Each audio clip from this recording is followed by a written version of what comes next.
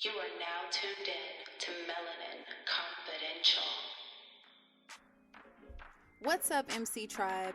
Thank you guys so much for taking the time to listen to our bonus episode for Juneteenth. If you haven't already, please head over to our Instagram page at melanin_confidential for a visual content teaser and part one of this discussion. Remember to stay positive and stay encouraged. We'll see you in season 2. What are your conversation? Yeah, what are your thoughts? I'm like, you really want to know how I feel? Because I got time. Okay, I could tell you, Yes. how I feel. But the idea to know that you can express that and there technically aren't any repercussions behind that is very liberating. Yes, absolutely. And I feel like, as far as you mentioning timing earlier, Shay, like, obviously with COVID-19, people having no choice but to be confined to the media and to the news and to pay close attention. Also, with the presidential and political races coming up, we're looking to change legislature and to reform policing and things like that. So now is the time. I feel like we definitely have to do a good job of like not letting up. Because I think that's sometimes why things get kind of diluted. Yep. Yeah. We have to keep going. Well, that it's funny that you say that because I think, especially with being on social media, and we've talked about this kind of offline with a lot of Black-owned businesses or Black influencers or things of that nature, trying to find the balance of still using your platform for a voice, but then also using your platform to promote those businesses and do those different things. So it's kind of finding that balance, like you said, of not letting up, because social media is real quick to have a trend. And Black dies down. Yeah. After a couple weeks, we get back to our normal lives. Exactly. But it's like at the end of the day, as Black people, this is our life. Yes. Yeah, it's not a trend. Exactly, it's not a trend. Yes. We have to continuously keep up this fight. But one thing that I'm happy about, I feel like you were saying earlier, a lot of us are willing to have more conversation now. Inside our race, outside of our race, which is important. And it takes, like you said, having those allies to help push the movement forward, keep it going and create that change. Absolutely. So I have a kind of like an impromptu question, just to kind of wrap things up. If you could, how would you describe to your friends that aren't Black of how they can contribute to the movement? Because I know a lot of people, struggle with that. Yeah, that's a good one. And having those conversations.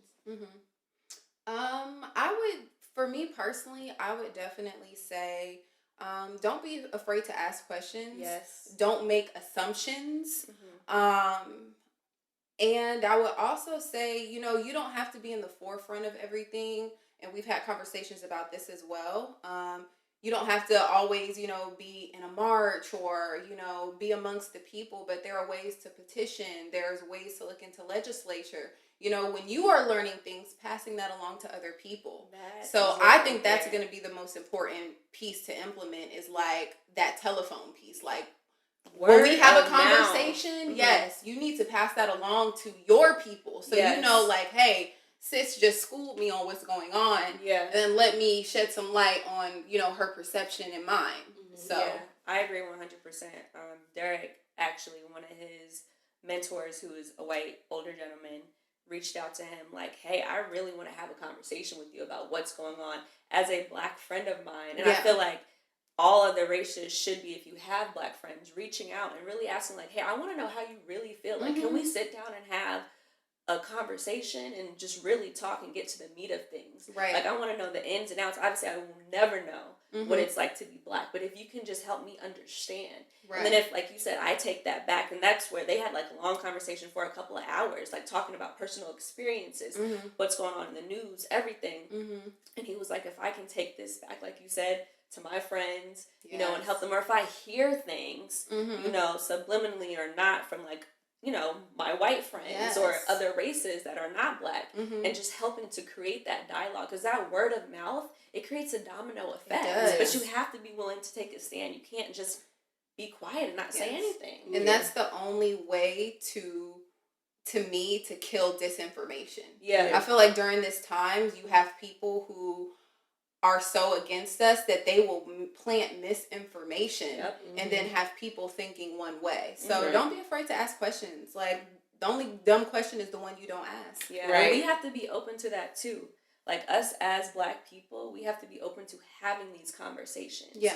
Too. You know, it takes two. Mm-hmm. Yeah, I would say definitely for me, I would appreciate more of the allies kind of already doing their research a little bit. Like, just don't ask me, how are you doing? Or like, how can I help? I would feel more comfortable in having the conversation and knowing that you possibly genuinely care if you say like, hey, I researched, for instance, the story on Breonna Taylor.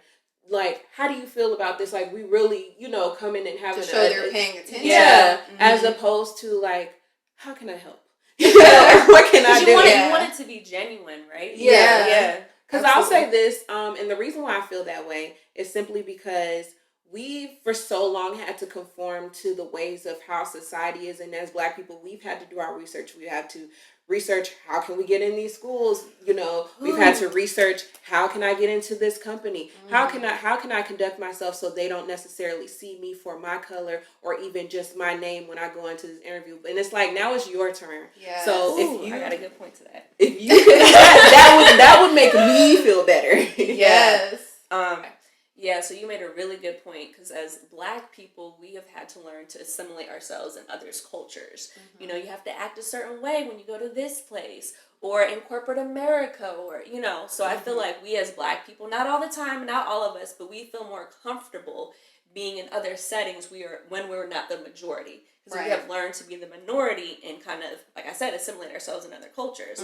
And I feel like now, in order to make change happen, white people or other races, let me not just say white people, but other races have to learn to assimilate themselves into our culture. Definitely. Yes. And be comfortable with that. Uncomfortable. Like, it's going to be uncomfortable. Yeah, absolutely. You can call it tolerating. That's fine. Yeah, but at least we've had to do that for so long. Our parents taught us, you gotta handle yourself this way or do this. So it's like, it's your turn to assimilate yourselves, Absolutely. I agree with that.